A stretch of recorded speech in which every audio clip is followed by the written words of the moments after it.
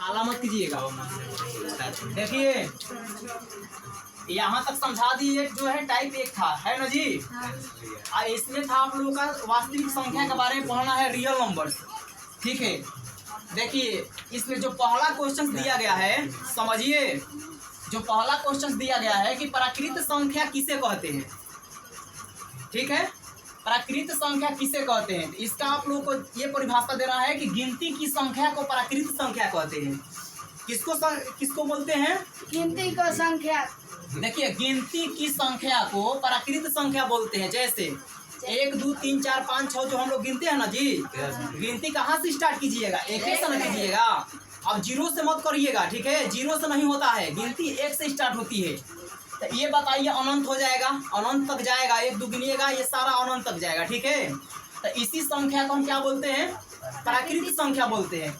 अगला देखिए नोट में लिख दिए हैं, यहाँ पर नोट में है कि सबसे छोटी प्राकृत संख्या क्या है। तो सबसे छोटी जो प्राकृत संख्या है वो क्या है? एक है। सबसे छोटी प्राकृत संख्या एक।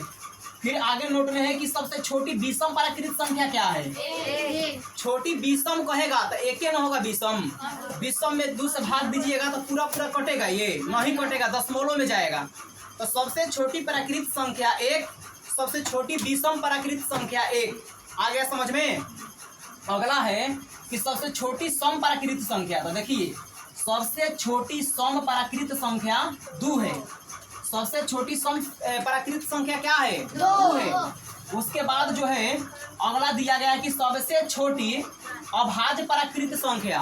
तो सबसे छोटी जो अभाज्य प्राकृत संख्या वो भी 2 ही है।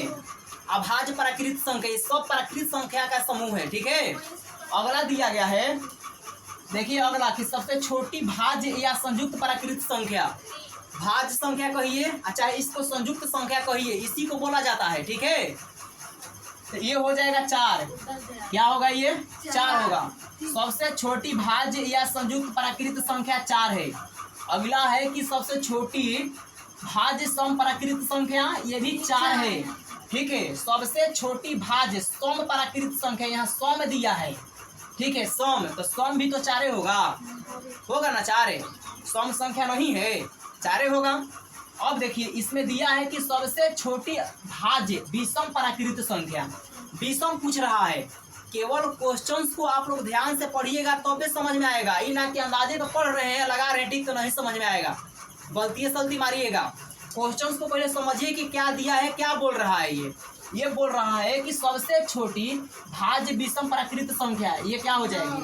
9 हो जाएगी, ठीक है। 9 विषम है कि नहीं है? और दूसरी देखिए ये भाज्य संख्या है कि नहीं है? भाज्य संख्या उसे बोलते हैं जिसका अभाज्य गुणनखंड 2 से अधिक हो। जो अभाज्य गुणनखंडों की संख्या क्या होना चाहिए? 2 से अधिक होना चाहिए, ठीक है। उसी को ना बोलेंगे भाज्य संख्या, नहीं बताए थे। अच्छा दूसरा परिभाषा ऐसे आप दे सकते हैं कि वह संख्या जो एक और स्वयं के अलावा अन्य किसी भी संख्या से विभाजित होती हो। जो एक और स्वयं के अलावा अन्य किसी भी संख्या से विभाजित होती हो, उसको हम क्या बोलेंगे? भाज्य संख्या बोलते हैं। सबसे छोटी भाज्य संख्या 4 होती है ना, 4 है। लेकिन इसमें कुछ जिससे बताएं, इसमें क्वेश्चंस को हिसाब से देखिएगा, क्वेश्चंस में क्या बोला जा रहा है, क्वेश्चंस के अकॉर्डिंग ही आप लोगों को करना है।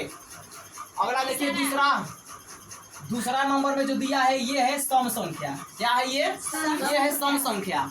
इसमें बोला जा रहा है, देखिए सम संख्या का परिभाषा ये होगा कि जिस संख्या में 2 से पूरा पूरा भाग लग जाता हो।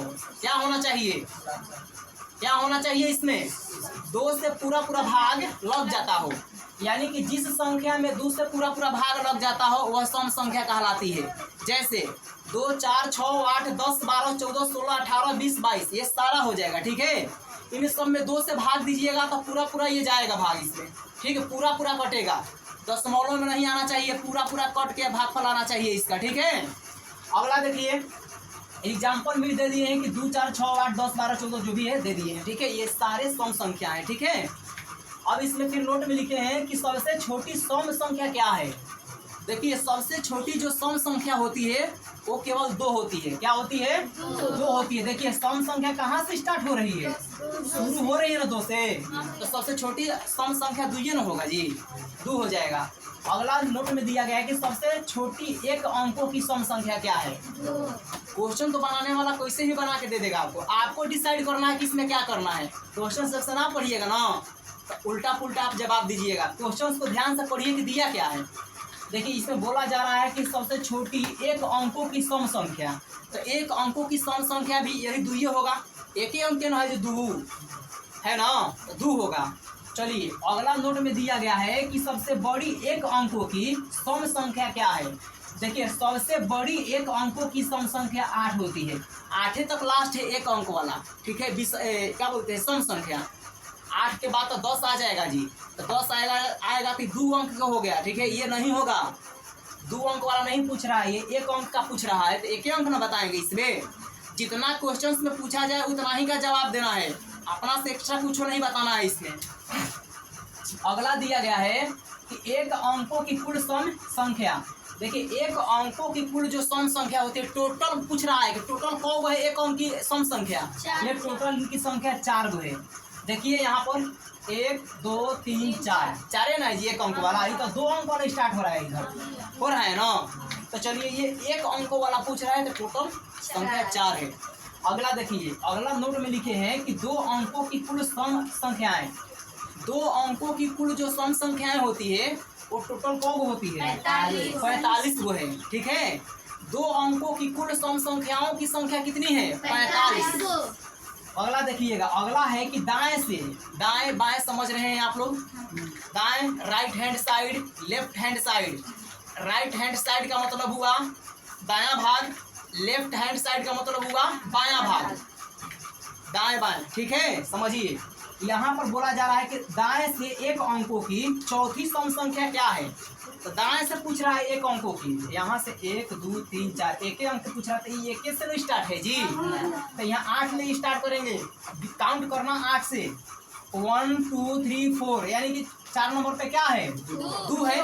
तो यही ना पूछ रहा था कि दाएं से एक अंकों की चौथी सम संख्या 2 है, ठीक है। अगला देखिए नोट में कि दाएं से एक अंकों की तीसरी सम संख्या क्या है। दूसरी पूछे, तीसरी पूछे, चौथी जो पूछेगा आपको उसके अकॉर्डिंग जवाब देना है।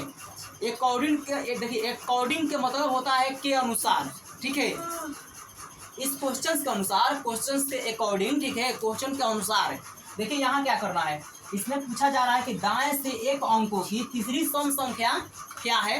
अब देखिए क्या है तीसरी, 1 2 3, तीसरी कौन है जी 4 है। तो यहाँ हो जाएगा कि दाएं से एक अंकों की तीसरी सम संख्या 4 है। अब आ गया समझ में सभी लोगों को, कहीं पर किसी को दिक्कत नहीं है ना जी। तो इसी प्रकार से क्वेश्चंस को पहले ध्यान से पढ़िए कि क्वेश्चंस में क्या बोला जा रहा है, और उसी के अकॉर्डिंग आप इसका उत्तर दीजिए, जवाब दीजिए, ठीक है। चलिए आ गया समझ में। चलिए अब अगला देखते हैं, अगला क्वेश्चन को बताएं। चलिए देखिए इसमें यही वाला छूट गया था ना जी, ये वाला छूट गया था नोट में जो लिखे थे कि सबसे छोटी विषम अभाज्य संख्या। देखिए सबसे छोटी विषम अभाज्य प्राकृत इसमें लगाया है, अभाज्य प्राकृत, ठीक है। देखिए सबसे छोटी विषम अभाज्य प्राकृत संख्या 3 होती है, ठीक है। यही छूट रहा था ना, तो चलिए इसको भी हम बता दिए।